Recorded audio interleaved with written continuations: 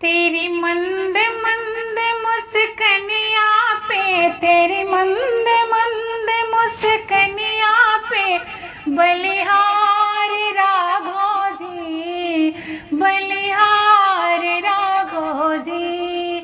हो तेरी मंद मंद मुस्कनिया पे, तेरी मंद मंद मुस्कनिया पे बलिहार राघो जी, बलिहार राघो जी। हरे कृष्णा। ओम नमो भगवते वासुदेवाय।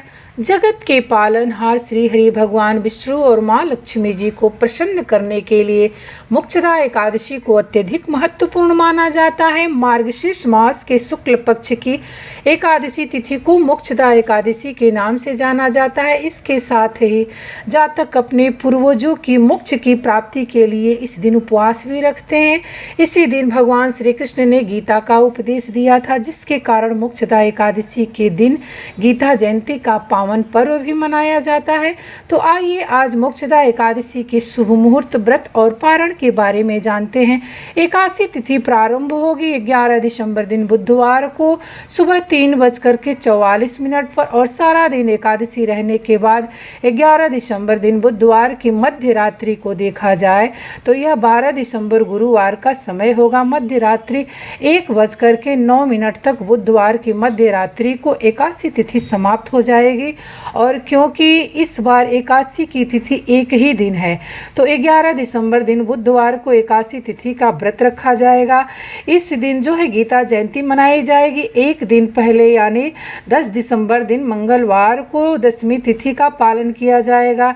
इस बार चाहे गृहस्थ जन हो या वैष्णव जन हो 11 दिसंबर दिनवार को बुधवार को ही व्रत रखेंगे। तो अब जानते हैं इस दिन रहने वाले शुभ मुहूर्तों के बारे में। 11 दिसंबर दिन बुधवार को ब्रह्म मुहूर्त का समय रहेगा सुबह 5:26 से 6:14 तक। प्रातः काल पूजा का शुभ मुहूर्त रहेगा सुबह 5:42 से लेकर के 7:04 तक रहेगा। शाम की पूजा का शुभ मुहूर्त रहेगा शाम 5:25 से 6:47 तक रहेगा। और राहु काल दोपहर 12 बजे से लेकर के 1:30 बजे तक रहेगा। ठीक है, राहु काल के समय में पूजा पाठ या कोई भी शुभ काम नहीं करना चाहिए, काम से बचना चाहिए। और इस बार एकादशी तिथि के दिन दोपहर 2:27 से भद्रा लग रही है, जो कि मध्य रात्रि 1:09 तक समाप्त हो जाएगी। और क्योंकि भद्रा इस बार जो भद्रा का जो वास है वह स्वर्ग लोक में है, और जब भद्रा स्वर्ग लोक में रहती है, भद्रा का वास होता है, तो पृथ्वी लोक पर शुभ फलदायी मतलब होती है, शुभ प्रदान करने वाली भद्रा होती है। तो इसलिए भद्रा का विचार आप सभी लोगों को नहीं करना चाहिए। आप शाम की पूजा निश्चिंत होकर बिना किसी परेशानी के कर सकते हैं, चाहे रात का समय क्यों न हो, क्योंकि स्वर्गे भद्रा शुभ कुर्यान्तु पाताले च धनाकम मृत्युलोक स्थित भद्रा सर्वकार्येषु विनाशने। जब भद्रा का वास पाताल लोक में होगा तब पृथ्वी लोक में शुभ फल प्रदान करने में सक्षम रहेगा, और भद्रा का वास पृथ्वी लोक पर होता है तो कष्टकारी सिद्ध होता है। इसलिए इस बार आप लोग भद्रा का विचार नहीं करना चाहिए। इस बार द्वादशी तिथि प्रारंभ हो रही है 11 दिसंबर दिन बुधवार को मध्य रात्रि 1:10 से।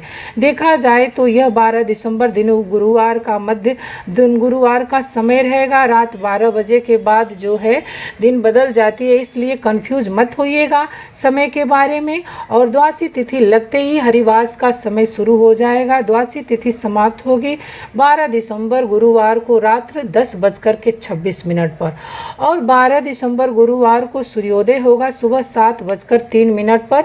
सूर्यास्त शाम 5:38 पर होगा। ब्रह्म मुहूर्त का समय सुबह 5:26 से 6:14 तक रहेगा।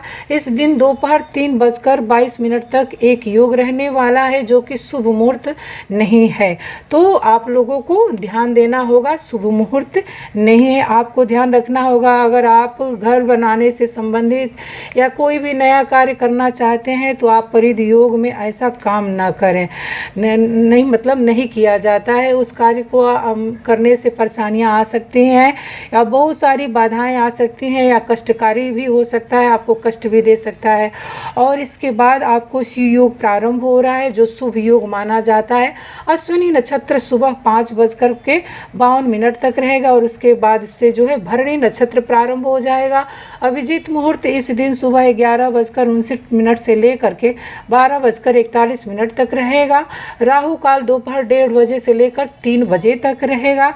हरिवासर का समय जो है 12 दिसंबर दिन गुरुवार को लगेगा 6 बजे तक समाप्त हो जाएगा। हरिवासर के समय में आप भगवान श्री हरि विष्णु की पूजा कर सकते हैं और सुबह की जो पूजा है हरिवासर के समय में कर सकते हैं, लेकिन भूल कर भी हरिवासर के समय में एकादशी का व्रत नहीं खोलना चाहिए, बिल्कुल नहीं खोला जाता है। व्रत खोलने को व्रत का पारणा कहते हैं और इस बार जो है एकादशी के व्रत का पारण जो है 12 दिसंबर को सुबह 7:04 से लेकर के 9:09 तक रहेगा। 9:09 के बीच में जो है पारण का शुभ मुहूर्त बना रहा है। तो पारण जो है आप लोग तुलसी जी को खा करके करना है। तो दोस्तों यही रहा आज का वीडियो। आप लोगों को कैसा लगा वीडियो? फिर मिलती हूँ एक नई वीडियो में। प्रेम से बोलिए विष्णु भगवान की जय, माता लक्ष्मी की जय।